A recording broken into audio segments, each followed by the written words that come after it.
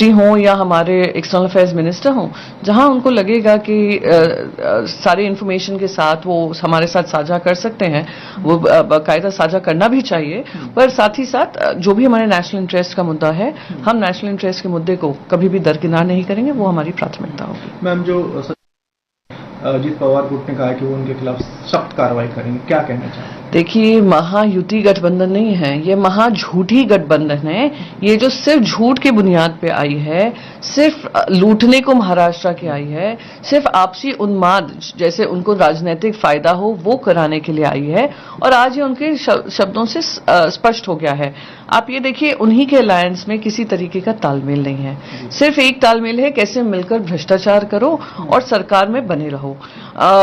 मैं बार बार कह रही हूं कि महाराष्ट्र में हमने कभी इस तरीके का माहौल नहीं देखा है, जहां पहले आपने हिंदू मुसलमान करने की कोशिश की, फिर वहां से आपको राजनीतिक सक्सेस नहीं मिला तो आपने शुरुआत कर दी ओबीसी समाज बनाम मराठा समाज को। अब आप कर रहे हैं जहां पे धंगर कम्युनिटी और बाकी सारी जो शेड्यूल्ड ट्राइब्स कमिटी हैं, वो हैं शेड्यूल्ड ट्राइब्स हैं देश में।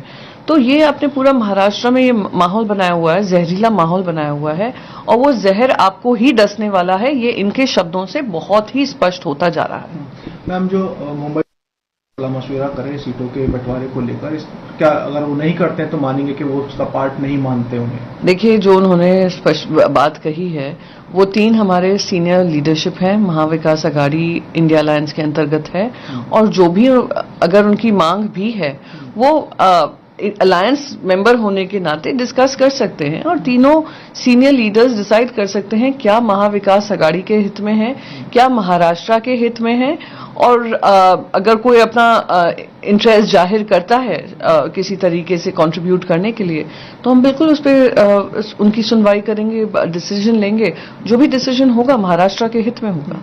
मैम, चुनाव लड़ रही है जहां उन्हें लड़ना नहीं पड़ेगा, और वो कहा कि बुजुर्ग हो गई हैं, क्या कहना चाहेंगे एक महिला नेता के बारे में ऐसी टिप्पणी? भद्दी सोच के शिकार हैं, और भारतीय जनता पार्टी की जो सोच है महिलाओं के को लेकर, महिला विरोधी जो इनकी संस्कार हैं, वो दर्शाते हैं।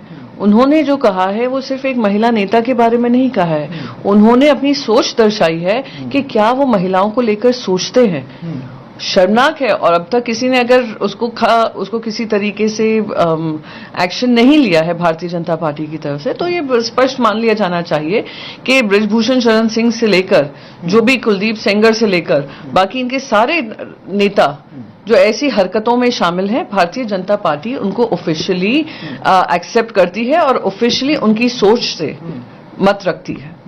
मैम, एक ऐसा करेंगे नहीं, सीसीटीवी कैमरास इंस्टॉल करना ट्रांसपेरेंसी के लिए मैं मानती हूँ ठीक ही है कि आपके क्या पदार्थ यूज हो रहे हैं, क्या खाना बन रहा है। पर अगर ये किसी राजनीतिक सोच की जो घटनाएं हो रही हैं, तो राजनीतिक सोच के अनुसार कर रहे हैं, राजनीतिक फायदा उठाने के अनुसार कर रहे हैं, तो वो तो सुप्रीम कोर्ट ने भी उस पर बात रखी है अपनी। तो अगर ये राजनीति से जुड़ा हुआ है तो ये उन्माद फैलाने के लिए है, पर अगर सही मायने में ट्रांसपेरेंसी लाने के लिए है तो मैं मानती हूं कि ये जो रेस्टोरेंट में जाते हैं, जो खाते हैं, क्या खा रहे हैं, वो एक ट्रांसपेरेंसी लाता है। मैम, अगर बिहार की बात मौत हो गई है, क्या बहन के ऊपर आप कहना चाहेंगे? देखिए, बहुत दुर्भाग्यपूर्ण है जो हुआ है, जो घटना हुई है। मैं मानती हूँ कोई भी बैन लगाने से पहले उस पर सोच विचार करना चाहिए, और बैन लगाते ही कैसा उसका 100% इम्प्लीमेंटेशन हो, फुल प्रूफ इम्प्लीमेंटेशन हो, तभी उस बैन का फायदा होता है।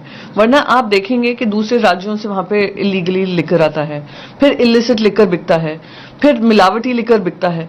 सफर कौन करता है? राज्य ही करता है, राज्य के वासी करते हैं। तो ये तो स्पष्ट होता जा रहा है कि जो आपने निर्णय लिया था उसमें आप इम्प्लीमेंटेशन करने में विफल रहे हैं, और इतनी लोगों की जान जा चुकी है, फिर भी आप अगर अपनी आंख बंद करे रहेंगे इस प्रॉब्लम को लेकर, तो मैं मानती हूँ ये सरकार की सबसे बड़ी विफलता है। दुर्भाग्यपूर्ण है। मैं अपना अफसोस जताना चाहूंगी और उन सब परिवारजनों को अपना संवेदनाएं व्यक्त करना चाहूंगी, और उम्मीद करूंगी कि हर राज्य सरकार सेंसिटिव होगी इस बात को लेकर कि कुछ भी निर्णय लेने से पहले आप उसका पूरी पुख्ता जानकारी ले लें और पुख्ता तरीके से उसको इम्प्लीमेंट करें।